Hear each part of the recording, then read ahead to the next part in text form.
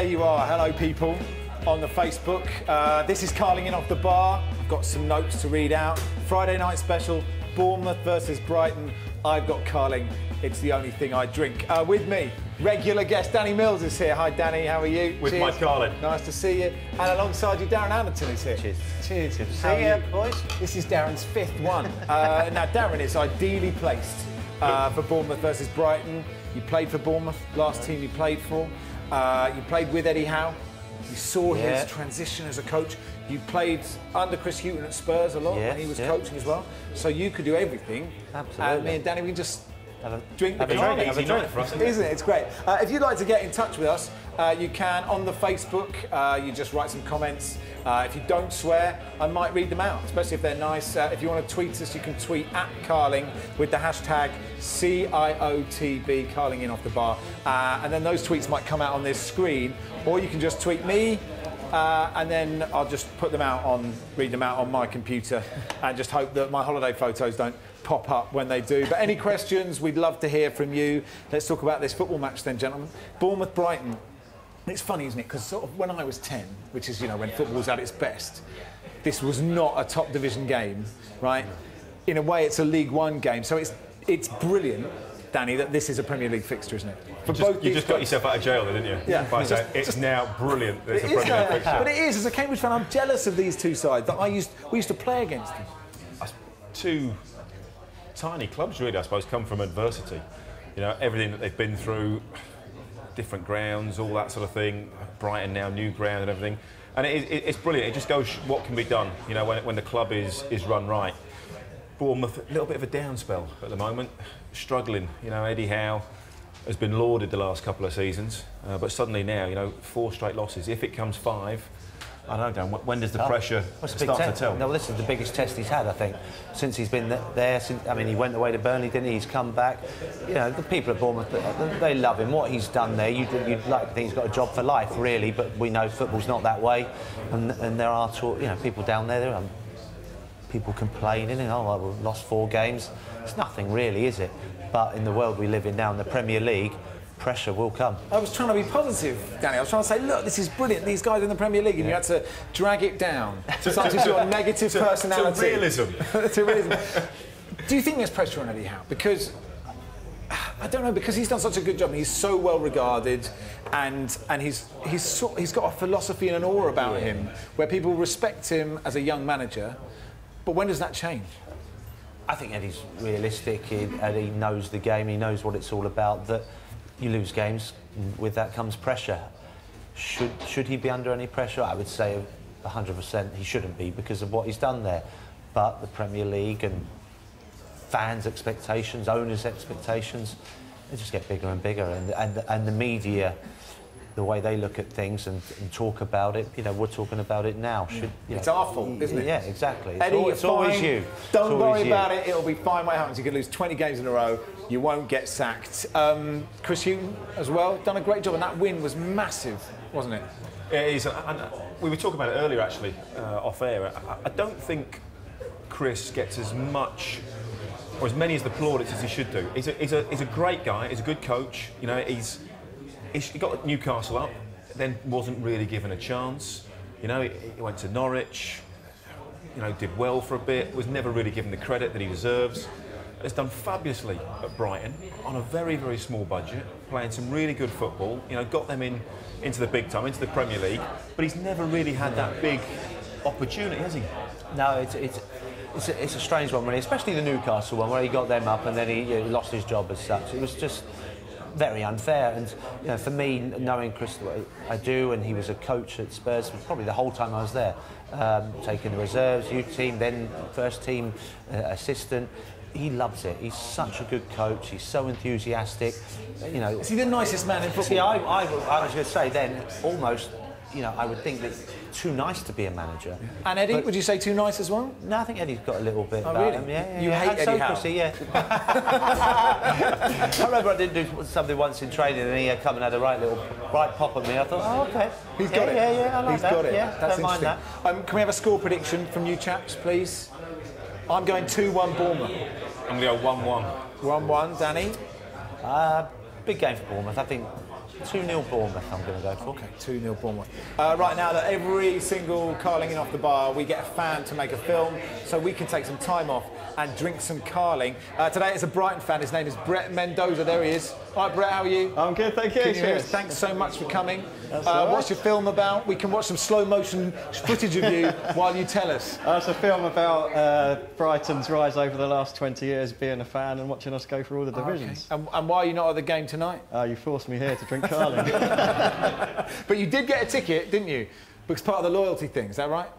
You're not allowed to say that? No. Okay, we didn't hear that. But look, we forced Brett to be here. We've also forced Laura Woods to be in Bournemouth. And there she is with some famous people right now.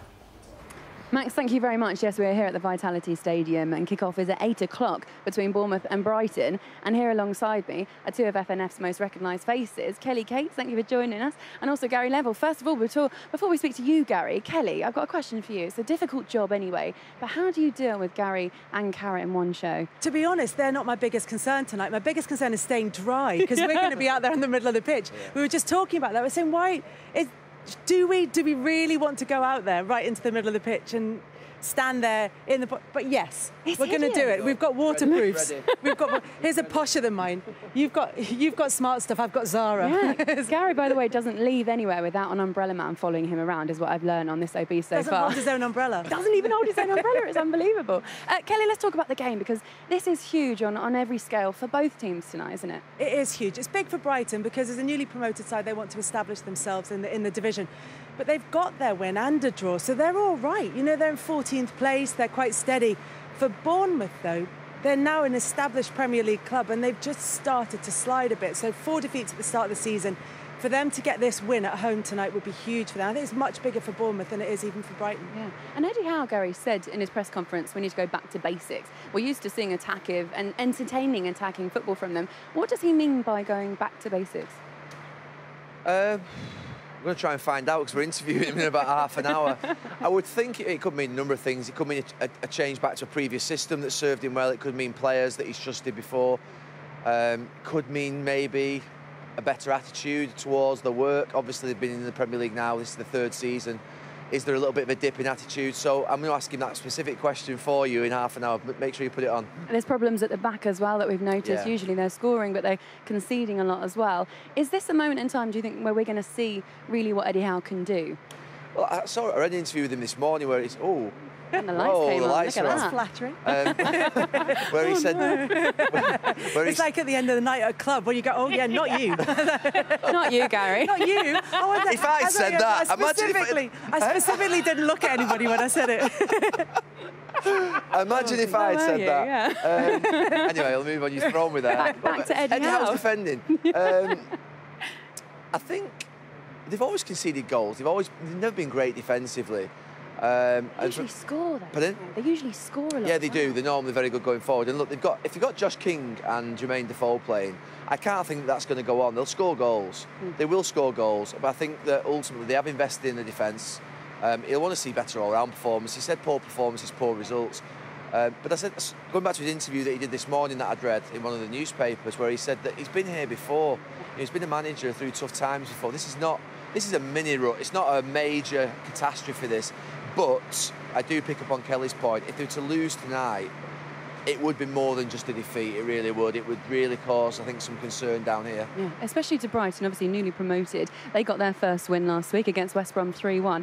That's going to give them a lot of confidence coming here today, isn't it? Yeah, but I think they're quite a confident squad anyway. They're definitely a very tight squad. I mean, I don't know how the new additions will kind of take a bit of time to settle into that. But Chris Hughton had them as a really together group of players last season, and he'd like to use very small squad. He didn't make a lot of changes, and so they're a side that seemed to have that togetherness that can bring about confidence. So yes, definitely they've got the result. They've got 4 points on the board, so that will give them confidence. But I think they're a pretty strong unit anyway. Let's talk about their summer signings, because they made a few over the summer, spent some money. What do you make of these guys? Obviously you've got Davy Proper, you've got Pascal Gross. They're now scoring goals, not necessarily, I mean, we've seen it on an international scale with Proper, but can he bring it to the Premier League now? Yeah, I think he can. I mean, he's playing slightly deeper. It's an internal joke, sorry. Yeah, He's playing slightly deeper for Brighton, and it's something that we're actually going to try and ask Chris Hughes. He scored 2, played number 10 in midweek for Holland. You know, is he going to push him further forward when his midfield players return from injury? That's something. Matty Ryan actually is a signing. It was a goalkeeper for me at Valencia, very talented. How much did you play him? Not enough. I need 2 as well. I'm getting battered in this interview, aren't I? You really are, aren't you? That was quite nice achieving on the other bit. No, it was difficult for the goalkeepers because I had Diego Alves, who's the experienced Brazilian international, who was injured when I first got there. I had the local hero. I forgot his bloody name now. It doesn't go down well. He's local to Valencia. He's not local here. It's all right. He's not local in Bournemouth. Oh my God, I forgot his name. I feel like this is good practice for the show, as long as you've got all your mistakes out of the way with us. I tried to remove it from my memory, the Valencia experience. And then Matty, to be fair to him, he was probably the most talented. He's not what would be the biggest presence of a goalkeeper, but he does all things really well. He's technical, he's tough, and he's desperate to play. He's absolutely desperate to play. I know that, 'cause when I left him out, it was terrible leaving him out. You know, some players you feel as though they take it well. He never took it really well, and that's a good thing. So yeah, I have got a personal experience with one of the signings, but I think Chris will be happy. He did want to get another striker in. I think one of the big questions for him that we'll ask him later on is, you know, does he feel he's got enough to be able to score the goals in the Premier League? Yeah, we'll soon find out, guys. Thank you so much, and good luck for your show as well. So that is 7 o'clock. Off to do makeup. Coverage starts. You need it. It definitely does. The lights are very bright in here. We'll see you later, boys. Back to you. Thank you very much, Laura Woods. When we finish, they start, and when then they finish, we start. So you can watch us and then them and then us, and then everyone's happy. A few things on the Facebook, gentlemen. George Sewell says, "Come on, Danny, that beer's going to go flat soon." Oliver says, "Is anyone going to down their pint in one?" It's not that kind of show. This is intellectual football here. Civilised for goodness sake. Let's have a little chat about some of the other fixtures. Interesting. Well, we've got to talk about Spurs with you, Darren. Lots of people know you're a complete Spurs legend. I was at the game at Wembley on Wednesday. Yeah. Massive win for them against Borussia Dortmund. Swansea's easier than that. You'd like to think so. Great. Well, it's been a great week for Spurs so far. The Everton result was great. Dortmund, what a good team they were. God. But Spurs, first half was amazing. They were a different class, but Spurs overpowered them in the second half. I think this is a great game for Spurs. You know, get that first home league win, and then they go on from there. It's a great opportunity for them. Need to start quickly, but I do see them winning comfortably. Thoughts, Danny? Spurs, I think, like Darren said, they were excellent. You know, after the first sort of 20 minutes against Dortmund, you're thinking, oh, this is going to be really tough. They might struggle. And suddenly, that's a huge result. Obviously, with Real Madrid in that group as well. You know, you think you're playing for second, and those you're assuming it's going to be between Spurs and between Dortmund, and that result is absolutely massive for them. And is it just me? I've mentioned this a lot on all the various media platforms that I work on. Fernando Llorente, eyes like diamonds. What a beautiful man he is. And you know, they took him from Swansea. Each to their own, Max. Each to their own. It's fine. Trust me, he's gorgeous. Crystal Palace, Southampton. Roy Hodgson. It's back. Live on the television. Really strange situation. I don't quite get it. You ask somebody to come in, change the whole philosophy of your football club, change the way you play, give them a transfer window, get new signings in. 4 games, it doesn't quite work, and you sack them, and you go back to old school. Beggars believe sometimes football decisions don't quite get it. It happens so fast as well, doesn't it? You're talking about Frank de Boer, and you're talking about this whole new thing, and then suddenly everyone's going Roy Hodgson. Why? And I think a lot of people do forget Roy had a very good record at mid-range Premier League clubs. Yes. Oh, without a doubt. I think Roy's done great as a Premier League manager. Of course, Liverpool was difficult for him, but this Palace is that mid-level. Said no. Yeah, Big Sam obviously said I was doing a radio show with Big Sam, and he said, "Do you know what? February would be all right for me." Yeah. And actually, a guy from The Guardian was saying he wouldn't be surprised if Big Sam was the Crystal Palace manager in February. Absolutely. But also, I think Sam would say himself, at some point, his legacy is he's always gone in saved clubs, never been relegated. At some point, that's going to go wrong. And if one goes wrong, he'll be remembered for that one that goes wrong. So he doesn't need the hassle, doesn't need the money. Stay out of it. Scott asked a question: what role would Coutinho play against Burnley on Saturday? Liverpool-Burnley. Is his back all right? Do we know? I think he'll be on the bench still. Yeah. You know, Liverpool have got, with Salah, obviously Mane's out, isn't he? So there might be room for him to come back in, but you've still got Alana to come back in from injury. They should have sold him. What do you think of, I mean, when you were Yeah. playing and players wanted to go, what was it like in the dressing room if you knew somebody wanted to get It's out? all part of it, isn't it? You know that players are happy when they're there. Well, and if something like that happens, a Barcelona would have come in. I mean, I had it in my day, Gica Popescu, great player. What a player he was. We knew he was there for a year and he was going to Barcelona next year. You get on with it. The issue, the issue does he becomes do when it right? when they're one of the best players in the squad. Yeah. They start to play, they're in the team, and they don't quite put the effort in. They're down tools. And they're, even if they're 10% off, they're not as good. And you start to begrudge that, and that's when it can become a little bit of a problem. What would you do in training? If Coutinho, if you were in the Liverpool squad, stretching the imagination a bit, Danny. All right, not bad. I got told off by a boss for being rude to you last week. Would you give him a reducer in training? No, I mean, is that sort of play? You want him to do well. You have to. He wanted to go to Barcelona. He tried to do the right thing. He tried to say, look, I want to do right by the club. The club got a massive fee. They should have let him go, because now you've got an unhappy player that maybe isn't necessarily going to put the effort in. So Players understand, don't they? Of course they do. Who in that squad wouldn't want to go and play for Barcelona? But if the dog and duck come in for you, you leave your Sunday league team. Actually, yeah, you're probably right. Right, we are in a pub, but Laura Woods is in Bournemouth and she's with Jamie Carragher. Laura. Max, thank you very much. Yes, we're still down here at the Vitality. It's still raining, but this time I'm now joined by Mr. Jamie Carragher. Thank you very much. No problem. Before we start, can I just have a look at your shoes? Yes. Look how special these are. Very shiny. They seem to have got a Am I little... allowed to mention what name they are, or you're not allowed that now, are we? Nah, they look great though. Thanks for Smart, that. I get a free pair out of that. Oh, really? Gosh, you really need them, don't you? Yeah. All right, let's talk about the game, because Bournemouth obviously is struggling at the moment. 4 losses, 4 games, 4 losses. What's going wrong with them? Well, they've got problems at both ends, really. Defensively, conceding too many goals, but that's always been a problem for Eddie Howe's team since he came to the Premier League. That's 2 or 3 seasons, but they've never had problems scoring goals. You think of the goals Josh King got last season. They've now got Defoe up front as well, so that's a big worry, really, that they haven't. I think they've only scored 1 goal. It was a great goal here against Manchester City. Yeah, so I think that'll be more worrying than the defensive side. Yeah, and their performance against City wasn't dreadful. Are we being a little bit... I mean, is there any sympathy that we can give them, the fact that they've played City and Arsenal in their opening 4 games?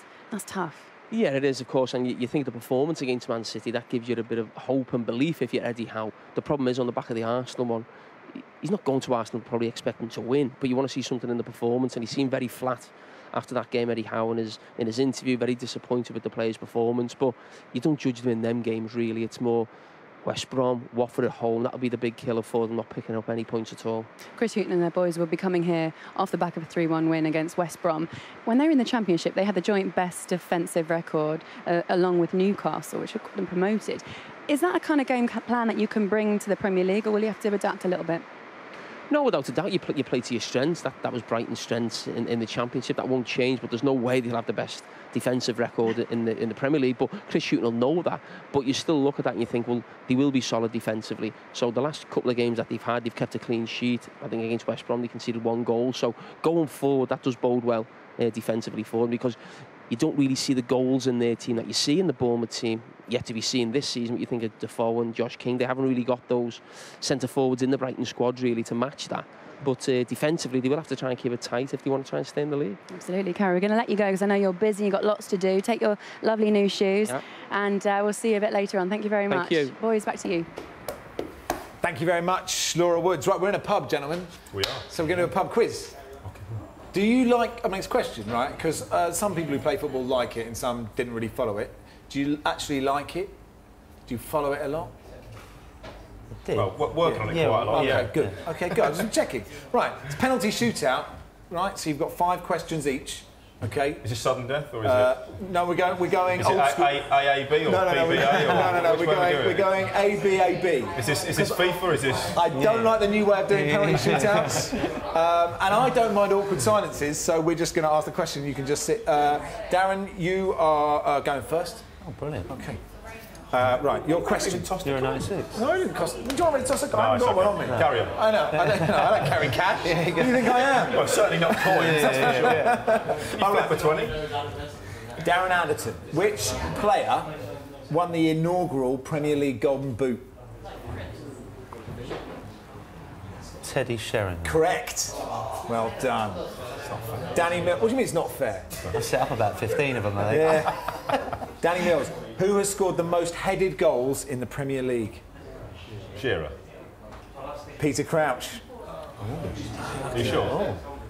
I'm just, whatever it says on the card. I don't know. Yeah, not having it. Just checking. I'm not here for facts. If you've got a problem, it's with the Quizmaster. If you're not happy, you can write to my ombudsman. Where is the Quizmaster? Right. Your second penalty, Darren. Who was Jose Mourinho's first signing as manager of Chelsea? Oh, that's tough. That's tough, isn't it? Do you want a clue? I know, I never got a clue. He's the guest, you're a regular. Yeah, it was right back. Yeah, oh God. Rhymes with Paulo Torreira. Ferreira. First name? No. No. Rhymes with no. Paulo, but you can't get it. You missed. Unlucky. No. Paulo Ferreira, there it was. Right, which manager has won a record 4 promotions to the Premier League? Danny? 4. Yeah. Oh, Chris Hughton. No, incorrect. Steve Bruce. Steve Bruce. You would have got that, wouldn't you? Wasn't your penalty? Should have took my penalty. Wrong order. 1-0 to Darren. High scoring game. Fascinating game so far. What was allegedly thrown at Sir Alex Ferguson by an Arsenal player after Man United's 2-0 win at Old Trafford in 2004? Pizza. Correct. What type of pizza? What type? Do you know what type it was? Cheese. A cheese pizza. Unlike all those other pizzas, Danny. Okay. For you, Danny, from which Italian club did Gianfranco Zola join Chelsea? Oh. Don't know. It's a type of ham. Parma. They're playing purple at the time, Well, you don't get an extra point for the colour of their shirt. checking. But I've given you a tick there. He's given him a tick there, love To it. keep the tension going. Okay. Darren Anderton. Which player scored Manchester United's first ever Premier League goal? Good question. Yeah. That's a tough, isn't it? I think it was there. Yeah. Cool. It's your own time you're wasting. Dion Dublin. Mark Hughes is the correct. Should have gone with that, shouldn't I? Should have gone with that. Danny, someone threw something there that was so angry with that. Slam the Which fist in. player has missed the most penalties in the Premier League?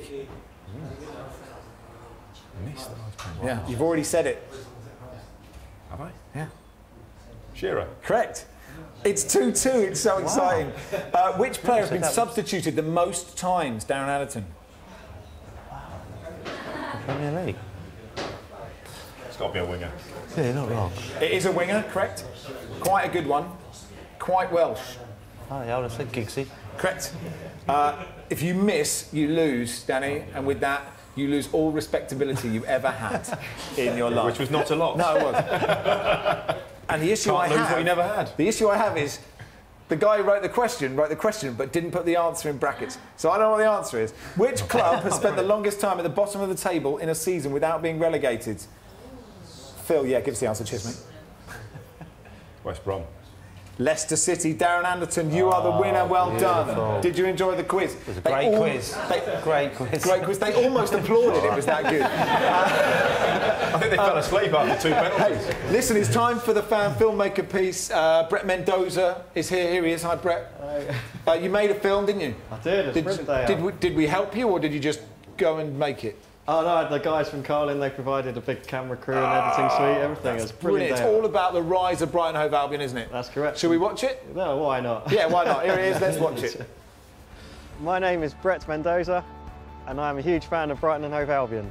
Brighton is famous for the beach, fish and chips, mods, the Royal Pavilion, and now for the very first time, Premier League football. So I'm making a film today about being a Brighton fan, the journey through the last 20 years and all the friends that I've met along the way. Last year was the greatest season in my 30 years of supporting Brighton. It signalled the completion of a real-life 20-year-long gutted to the stars story. When the team took to the field here at the Amex on the opening day of the season, not only did it mean the dream became a reality, it also meant that I could say I've watched my team play in all 4 divisions of English football. So believe it or not, this is the Goldstone ground where I first started falling in love with the Albion. Here used to be a football ground. It's a bit of a ramshackle really, but it was our home. It was where I grew up to love football and coming with my neighbours as a 7-year-old. I think I came here for 10 years before it got taken away from us. So this is the Withdean Stadium. It's supposed to be 2 years here, but we stayed for 13. It's the most successful part of the club's history, what I've been part of as a fan. We started in League Two, we went through to League One, back-to-back championships with Bobby Zamora firing in all our goals. It's still unbelievable from where we've come from to this. It looks like a stadium on FIFA, but it's our reality and it's brilliant. Since we've got here, we've actually been quite successful. The scenes after the Wigan game when we did get promoted, unbelievable. There's a party that went well onto the night with the players and the fans, from the stadium into the town centre. It was brilliant. The togetherness between the fans and the club is better than ever before. We've been through a lot of adversity together in the last 20 years, from, I've said, not having a ground to nearly going out of business altogether, then working our way through the divisions. Like me, now you can say you've watched Brighton play in all 4 divisions. How does that make you feel as a fan? I always remember saying at school that we'd have, within 5 years of the Amex, we would be in the Premiership, but never actually really believed it. To go from playing, teams like Carlisle and the latest trip we booked up is Manchester United, it's just really is incredible. If you had told me 20 years ago that we would be playing in the Premier League in a brand new stadium, you'd have been locked away. This club that, like you and I have watched since we're at the bottom of existence, never supposed to exist ever again, and now all of a sudden we're in the Premier League. It's a bit of a strange reality, and to be able to share that with my kids who also love it, it's absolutely fantastic. So we still go for our granddad, who's now 85, so to go with him to be 85 years old and still go moans every time we take him, but it's it's lovely. So what are your hopes for this season? Staying up. Number one is staying up. Everyone's saying staying up. Staying up, and if we don't, no embarrassing flattenings. Show that we've earned it and we belong there would be nice. Just getting comfortable, finding our feet, showing that Brighton being in the Premier League is not a fluke. We actually deserve to be there.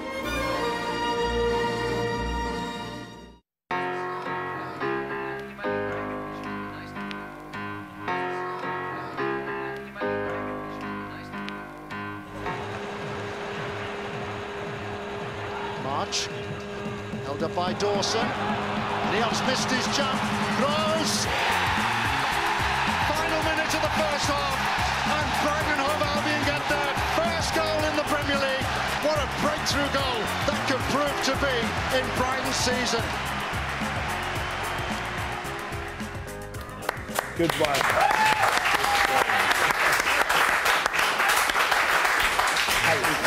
I just said a ripple. You haven't applauded anything the rest of us have done, have you? Look, it's such a great story, but as a Cambridge fan, I'm just jealous because we used to play you, and now you're in the Premier League. It's not right. No, I remember those days well. It was like Division 4, Division 3, and it took us 20 years to get there, and we choked a few times in the last 5 years. But is the Premier League better? I don't know. Yeah, we'll see. We've won 1 game, so we've got off the mark, which is better than some Danny, people. You're nodding. It is better. Yeah. Yeah, but there's something glorious about League Two, What, the Whitdean Stadium? Yeah, no, there's not. By the way, you need to go and get some sea air, by the way. Why? Well, you two are the same age. How is this a thing? He looks it's about 15 years younger than you. Darren Anderton thought I was 45. Like, seriously. And the other thing is, right... See, this is what League Two does to you. Yeah, maybe you're right. I haven't even had a hard life. Like, there's no excuse for this. You're in the Premier League, right? Yeah. So you must be so excited that you're in the Premier League. Yeah, it's amazing. Do your expectations change now? Or if you lost every game, now you'd be like, it doesn't matter, I'm in the Premier League? Kind of, yeah. I'm here to enjoy it. I'm not expecting to stay up. We didn't sign a striker, so the odds of staying up got harder. Where can't you wait to go to? What's the one club you want to go and watch? Bournemouth away. Yeah, Bournemouth away would be good, but sadly I'm here. But no, I've just bought train tickets for Man United away. I just got the tickets for Arsenal away. Just surreal. Their team's off the telly. Anyone can get tickets for Arsenal away. Yeah. Cologne can. And today, what do you think is going to happen today then? I reckon 1-1 draw, I'll be happy with that. You'll take a point? Yeah, and then win the home games, so it'll be good. Can it be a fortress? I'd like to think so, apart from when you play Man City first game of the season and lose. Is it too nice to be a fortress? It's a proper nice it's all very nice, but yeah, it's up to the fans to make it a bit more of a cauldron. The trouble is, you're too nice. And that's why you came here instead of going to the game. But, we appreciate it. Danny, thanks for your time. Pleasure. Darren, thanks for your time. You can't go anywhere. You have to be here at 10:30, which is where we're going to be. We're going to be here on Sky Football at 10:30, and we're going to be on Facebook as well. Watch that right now. Watch Friday Night Football. See you in a few hours. Cheers. Sky Sports. Feel it all.